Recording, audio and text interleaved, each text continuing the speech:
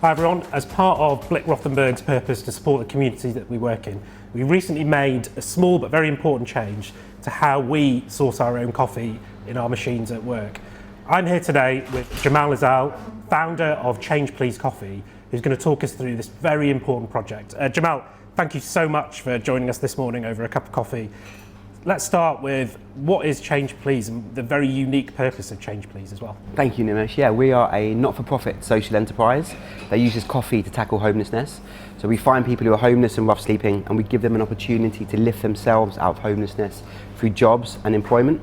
And essentially what we're doing is finding people who want to work and can work, of which we believe 44% of people who are homeless fall into that category. And we train them to be specialty level baristas.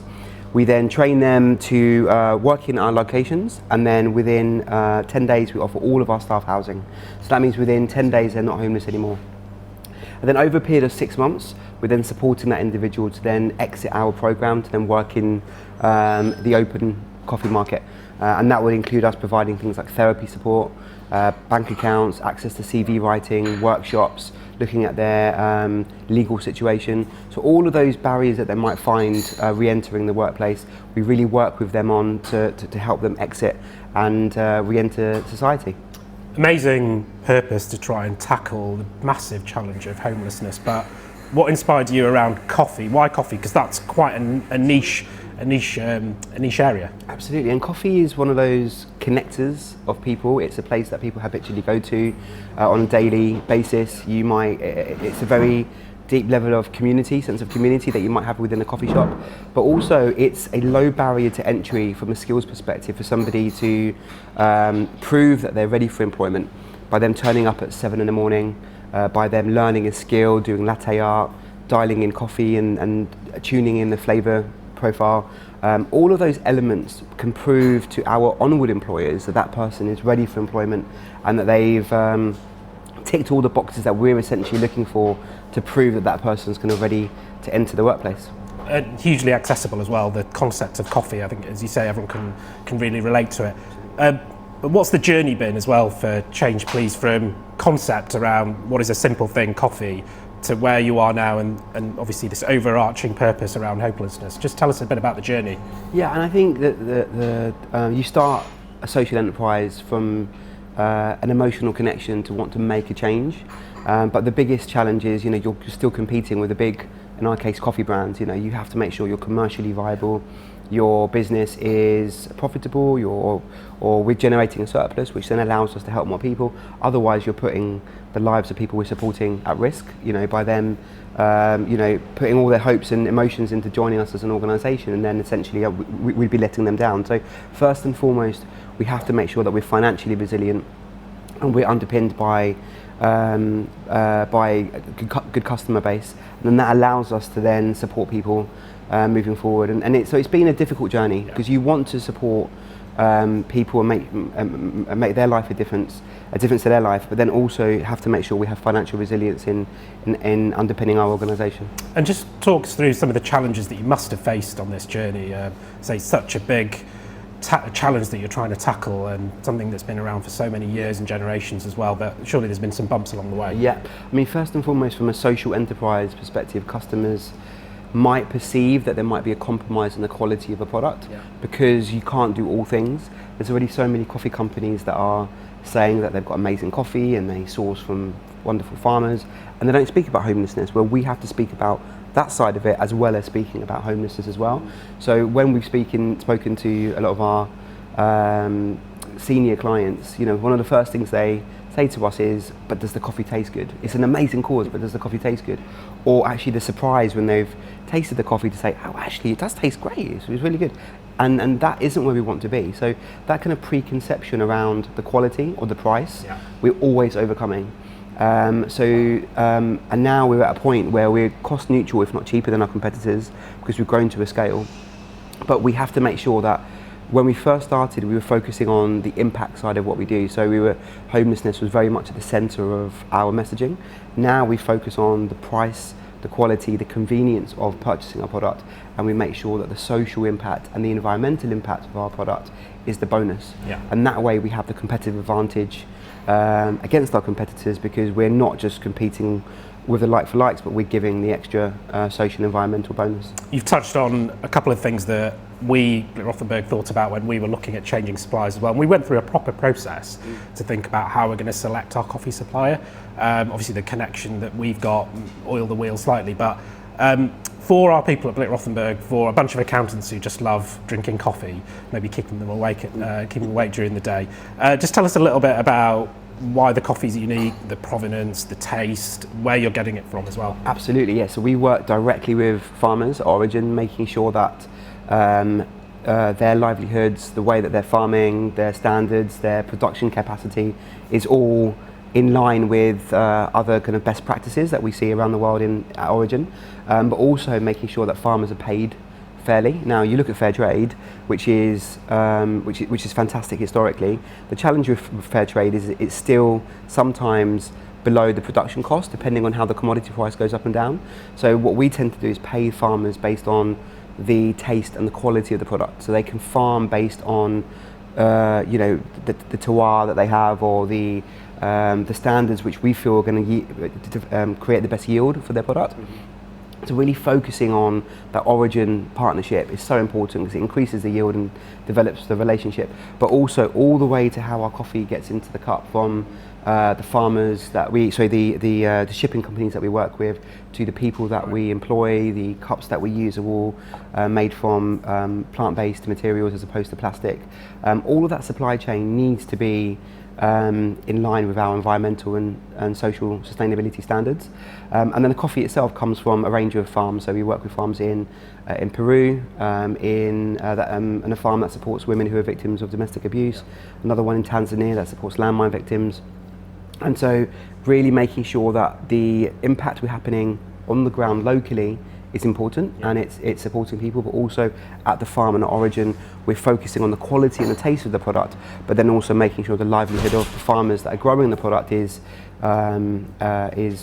looked after as well. Yeah, and I'm definitely no coffee expert, but I know that Change Please has won lots of awards as well, and I know that we went through again a bit of a taste test before we selected Change Please as our coffee, and I have to say that the feedback from people has been really positive so far. I know our head of marketing, Dan, has already said that he didn't like the coffee before and he's looking forward to trying it in the office now. For people that are outside of the office as well, where can they go around London to go and get Change Please coffee? Yeah, so you can go to our sites in Victoria, Cardinal Place, in Regent's Place, near Warren Street, in Borough Market, Canary Wharf. So we've got sites all over London, which you can find on our website and find out more, or you can buy the coffee at Sainsbury's online, or Amazon online as well if you want a next day delivery. So that we tried to make it as easy as possible for people to engage with our brand and purchase our products, and yeah. And beyond then the journey that you've been on, Cemal, what next for Change Please and some of the exciting projects that you've got planned for the brand and for coffee and wider, obviously, for tackling homelessness? Yeah, this is my favourite topic, so I'm happy you brought it up. I mean, we don't see ourselves as a coffee company that's trying to do good on the side, a bit of a marketing exercise. We see ourselves as a company that's trying to end or reduce homelessness, but through coffee. And so with that comes in a lot of disruptive ideas. So we've launched 18 months ago these buses which have repurposed and reconfigured these London buses to provide vital services to rough sleepers. So we provide showers, haircuts, clothes washing. We give people new clothes. On board we've got access to a doctor.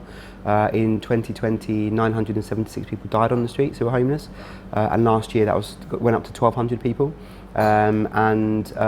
We really believe it's going to save a lot of lives. We had a lady in September of last year who had a lump on her breast, and it turned out to be stage 3 breast cancer. And if that's not supported, if it's not treated, then it obviously leads only to one direction. And then we also, in partnership with a well-known oral hygiene toothpaste brand, have launched another bus which has got state-of-the-art dentist surgery on board as well. So 40% of people who are homeless complain about pain in their mouth, but 15% have tried to pull out their own teeth out of sheer pain. So it is, imagine that. It's an absolute, I mean, there's even this underground economy, Nimesh, where other homeless people charge other homeless people £5 to pull out their teeth. It's kind of out of sheer desperation. we know how difficult it is to get a dentist appointment anyway, even through the NHS, let alone if you don't have an address. So it is just a massive issue that even the NHS and the government are struggling to fix. So taking these buses out to people and giving them these services, we feel is not just going to make their life better in the short term, but it's going to help them to re-engage with services longer term as well. And then we're now launching a new bus as well, which is going to provide podiatry services on board, because there's a deep connection with things like diabetes and homelessness and foot and leg amputations and homelessness. So being able to provide podiatry services and connecting that to diabetes monitoring is really, really important. So we're going to be launching that, and all of this is done through our coffee program. So every time somebody drinks a coffee, it's not just about that one experience, but it's also understanding who's benefiting from that, from the farmer origin, the person who's being supported in our barista program, but also on our programs like the buses, the knock-on effect of the impact that's happening all the way through the journey. Yeah, it's so multifaceted. Just listening to you about, say, that journey from actually getting the bean out of the ground into having a drink of coffee, and then what it can do with the buses and the dental hygiene and the medical care that you're providing. It sounds as well quite complex as well, how the organisation has morphed into tackling lots of different elements of homelessness. I can't imagine the complexity involved for your team as well. And for the future, Cemal, your vision for Change Please, it sounds like it's been an amazing journey so far with, say, some difficult challenges along the way, but what do you see as success in the future? Yeah, I think companies learning from the example of what Blick Rothenberg's doing in terms of looking at their supply chain and just making those easy wins, those changes, non-strategic, non-core products which can easily be changed, whether it's your coffee in our case, your water, your toilet paper, there's social enterprise options for pretty much most major categories, So if it's not, no one's going to get fired by changing their coffee, It's really, unless it's really bad. But it's those small things that organisations like Blick Rothenberg leading the way and showing examples, especially as you've got other clients of yours who might be coming into your offices and seeing the product and hearing that story. It has a ripple effect through that business community, and I think that's what's so powerful. So working with more organisations like yourself who are really wanting to lead the way is really, really wonderful. And then also from a wider perspective, we're growing internationally as well. We're already in France, in Germany, Ireland. Just signed a partnership to open in 13 more countries in Europe with a coffee partner of ours, and then we've obviously historically been in Australia and the US. So it's really for us, where there's markets who have high levels of homelessness but also consume a lot of coffee, it's just a win-win opportunity to work with organisations in different markets.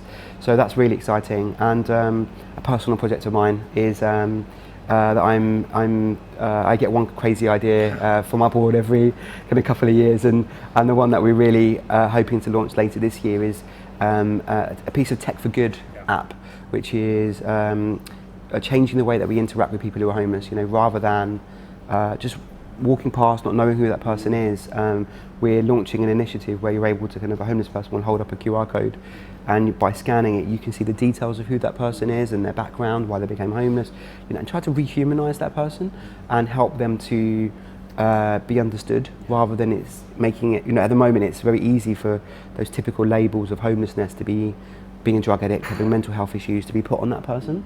And by explaining who that person is, you break those labels and understand the reality of who that person is. And then the next stage of that journey on the Tech for Good piece is you can then support that person, either through a donation to have a voucher in a Sainsbury's or a Waitrose or in a Tesco's, and that person goes in and scans the QR code and redeems £2.50 your donation from their basket. You can help them towards an accommodation for the night, or you can help them into a qualification to be an electrician, a plumber, whatever the case may be. And those types of disruptive ideas all stem from just the coffee. It's people supporting us through changing their product, and then that knock-on effect through multiple streams, we really feel kind of breaks the status quo and then makes the world a better place. From such a simple product as coffee, it's hugely inspirational as to what you're doing, what Change Please is doing as well. I'm going to finish off, Cemal, by saying that the skill of being a barista is unbelievable. That I know I've tried and made a real big mess of it in the past as well. And what you're doing with the training programs to get people trained as baristas. I have to ask, have you been through the training program, and can you brew a cup of coffee? Yes, I have been through the training program, is the answer to the first part of the question.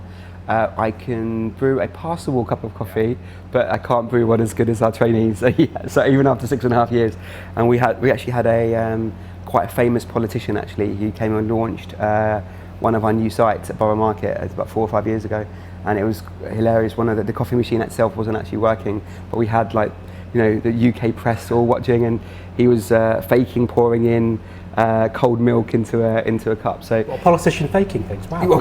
Exactly. Yeah. So so I can definitely do better than he did, and it is passable, but I wouldn't drink it myself. Well, look, thank you so much for taking the time to explain the wonderful work that Change Please is doing. So we've made a very simple change, but I hope a very important one for the future, and being part of the Change Please journey as well. I am now going to hold you to making me a cup of coffee. So thank you very much. We'll end on that note. Thank you, Nimesh.